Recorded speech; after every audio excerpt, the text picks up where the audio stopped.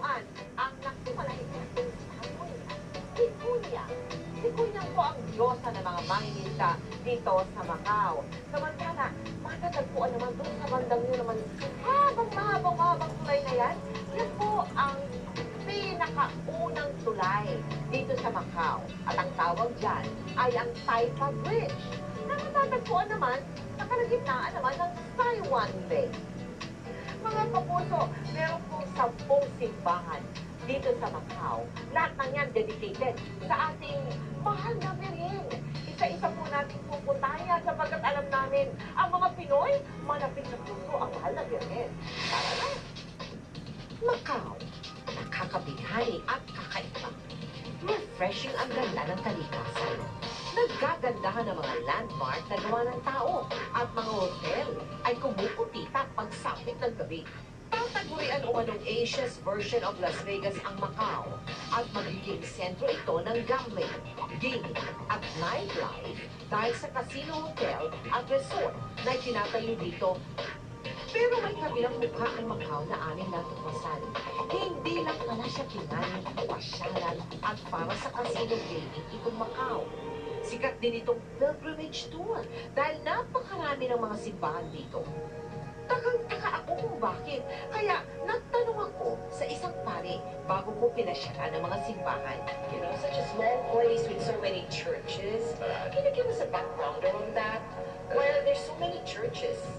Well, especially early days, there were a lot of Portuguese people probably giving money to build churches. Sure, some of them are built in a very small area. Kung ang Pilipinas ay sinakop ng Espanya, ang Macau naman ay Portugal ang sumakop noong taong 1557. At tulad ng mga Kastila, nang dumating ang mga Portuges, binitbit nila ang kanilang religiyon, ang Katolisismo. Ayon kay Father Conroy, pinangalanan ng mga sumakop na Portugeso ang Macau na City of the Name of God. At ang una nilang itinayo ay mga simbahang Katoliko. Kaya naman, halos sinlaki lang ng Makati ang Macau Special Administrative Region pero may 17 simbahan ang nakikita dito. Kaya biglang naging bisita iglesia ang aking Macau adventure. Ang una kong dinalaw, ang Macau Cathedral. Sinadya ko po itong Cathedral de Macau sapagkat sinasabi ito ang pinakapaboritong puntahan na simbahan ng mga Pinoy dito sa Macau. Tuwing linggo nga daw po pagpunto na alas sa isip niya, punong-puno ng mga Pinoy na nagsisimba dito. Umaabot nga daw po hanggang sa labas ng simbahan sa dami ng mga Pinoy. Ito ang St. Lazarus Church, nakilala na simbahan ng mga Ketongin.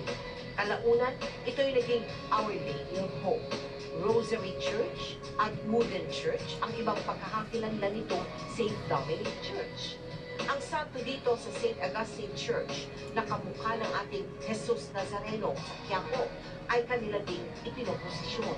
Tunay na European daw ang litsura nitong St. Lawrence Church.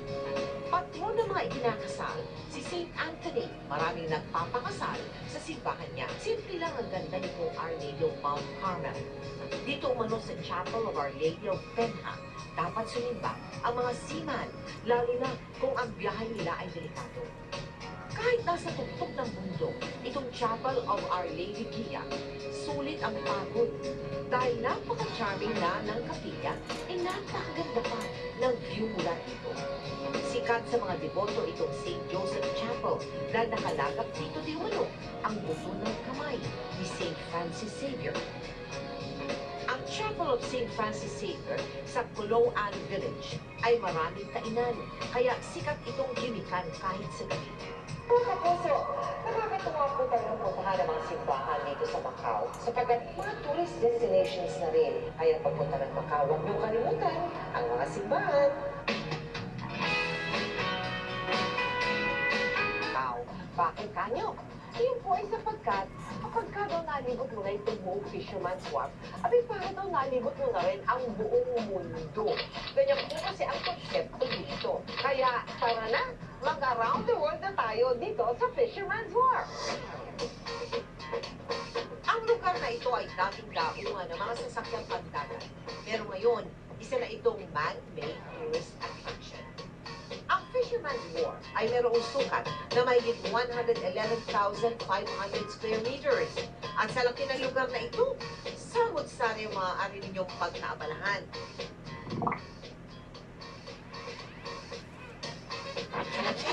Tignan nyo naman at sinalubong agad ako ng mga street performers dito. Tulad ng mga Spanish dancers at mga mimers. Alam niyo bang mga Pinoy sila? Sa aking paglalakad, talagang umanga ako sa mga istruktura dito sa park. Miami ang restaurant. African. Mayroong Chinese. Mayroong Mediterranean ang style. Ang kanilang kamangha-manghang Roman Amphitheater na ibinase sa totoong amphitheater sa Rome. Take note, madalas gamitin ang amphitheater na ito para sa mga performances dito sa Macau. Talaga naman parang naikot mo na ang buong mundo.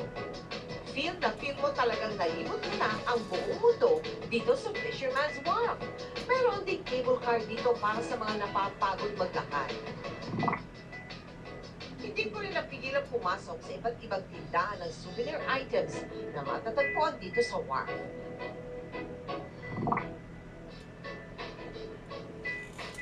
Mayroong tindahan ng mga shields at ng mga miniature knights. At sa dami ng inyong pagpipilian, siguradong matutuwa ang inyong pasasalubungan.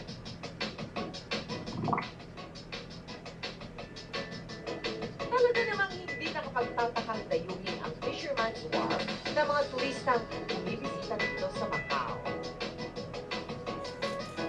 Naku, enjoy talaga dito sa Fisherman's Wharf, dito sa Macau. Sana naibigan din ninyo. Alam niyo ba, ang sarap mamasyal dito dahil nasa tabi ng dagat. Pero ito mas maganda. Alam niyo ba kung nasaan ang partner ko si Joey? Ayun, nauna nang mag-shopping kesa sa akin, doon sa San Malo.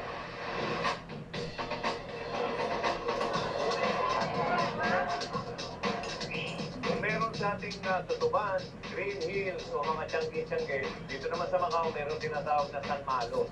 Ito yung San Malo. Talagang shoppingan. Umaating ka dito. At mamaya, papakilala ko kayo dun sa ating Grand Prix Museum. Importante po yan, lalo na sa kasaysayan ng mga Pinoy dahil meron isang tayong dakilang Pinoy noong 60s na may pagmamalaki natin. Nag-campion dito dalawang beses at itong pangatlong taon niya medyo hindi na maganda ang sinapit. Si Doji Laurel, malalaman niyo yan. Samantala, shopping galore muna tayo dito sa San Malo. Let's go! Uy! Ayan. Mas fast sa tiyan, ipuskupan mo yan. Tinatarget ng puskupan ang sakit ng... Nasa likod ko yan, yan yung Macau Bridge. Ito yung nagko-connect sa Taipa Island, yung Macau Peninsula. Okay? Ayan. Nakikita nyo, ito nagko-connect yan, Taipa. Ang mga kotse nga pala dito, right-hand drive. Kaya kung speed thrill ang hanap nyo, this is the place to be. Dahil dito sinilang yung Macau Grand Prix, yung famous na Macau Grand Prix. At pag ganun nga naman ang nangyari, hindi malayong magkaroon ng museum. At dun sa mahilig mga mangarera, eto, ang Macau Grand Prix Museum.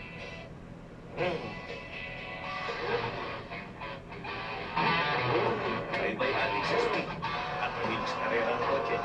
Kung yan ang trip nyo, Macau ay bisitahin nyo dahil isa sa masikat sa bansang ito ay ang karera, ang Macau Grand Prix. At dahil napakatagal na nito dito, isang museo ang pinagawa nila na maaaring magpasyahan. Okay, narito na tayo ngayon sa Museo do Grande Premio, Grand Prix Museum. Let's go. 1950s nang nagsimula ang karera ng kotse dito sa Macau.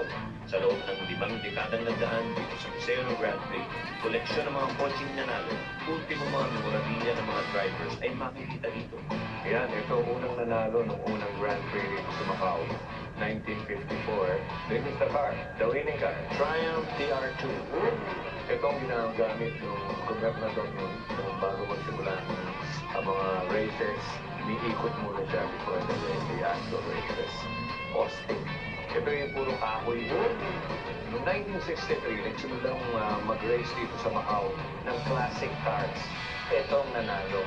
This is a Ford, model from 1915. Di lang pamamasyal sa museo ang iyong maaaring gawin dito. Kung gusto mong subukan kung gaano kabilis ang takbo ng mga kotse sa karera dito, abay, hindi mo na kailangan pang pumarera sa racetrack.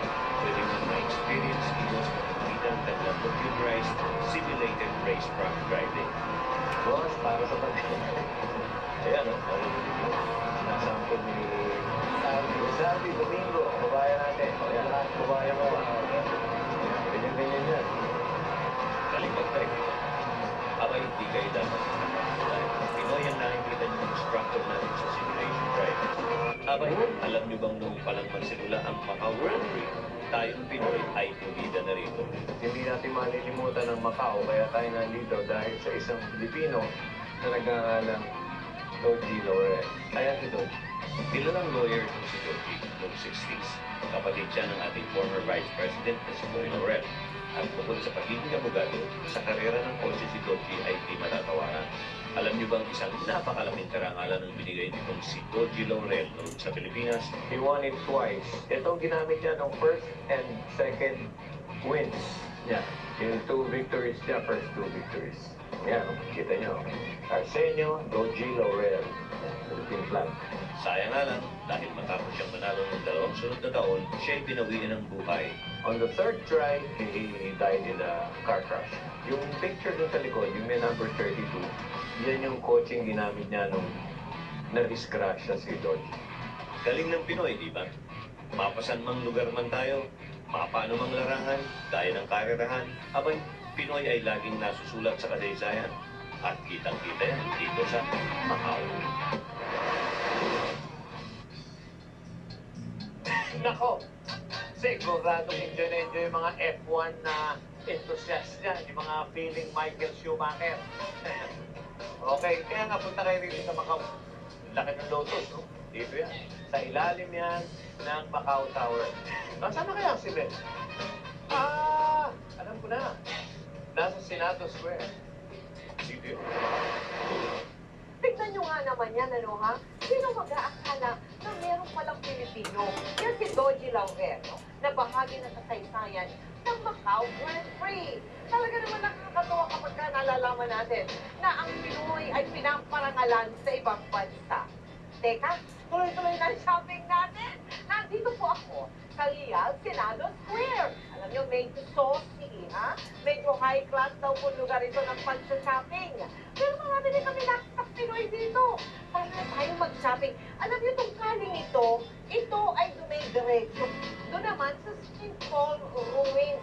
Isa din niyang tunguhan ng mga tourist dito sa Macau. Siyempre, dadali namin kayo dyan sa St. Paul Ruins. Maya-maya, sa pagpapatuloy ng Mel and Joey, shopping na!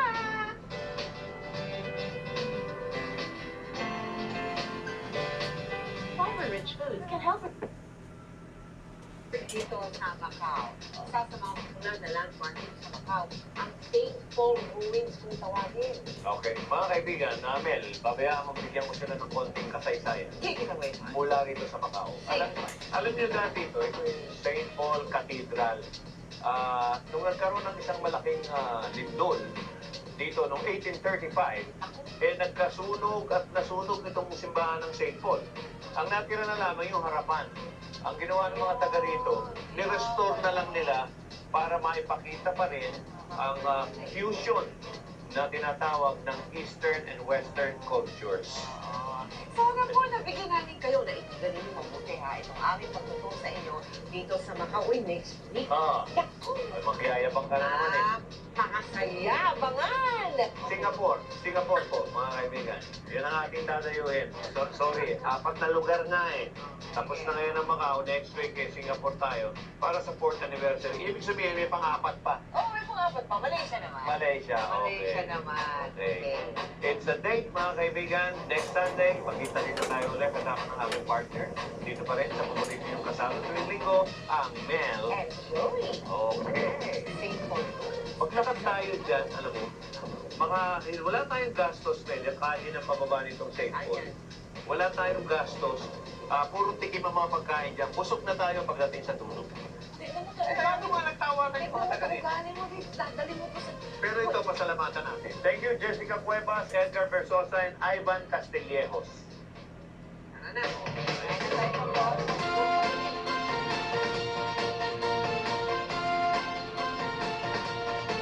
Mag-usap tayo tungkol sa kwento ng buhay sa takbo ng iyong mundong umiikot. Hanapin natin mga sagot sa iyong tanong. Kami karamay sa ligaya at lungkot. May tawanan, iyakan, Intriga at chismisan, ngunit lagi mo lang tandaan. Sandalan niyo, ika'y mapipinggan. Sandalan niyo, ika'y mauunawaan. Sandalan niyo, ikaw ang aming bida. Sandalan niyo,